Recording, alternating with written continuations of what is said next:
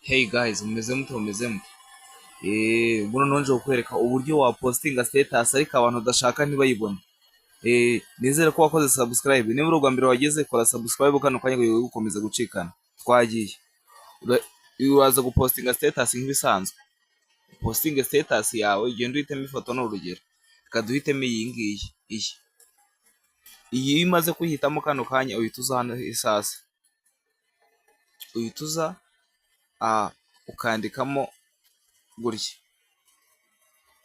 Umaze kubisoza nyine ibintu byawe, urahita uza kuri kano kantu ko hasi kanditseho status contact, kano akangaka uhita ugakandaho, uhita ushyiraho urahita uza hano my contact ntuza havuyemo, urahita ukanda hano wa kabiri ahangaha, uhita uza urebemo abantu udashaka ko bareba status, tuvuge ni nka Patrick, urumva, n'uyu nguyu Edison Soft ni urugero, na wenda n'uyu, abangaba ntabwo bari bube bwareba status yawe.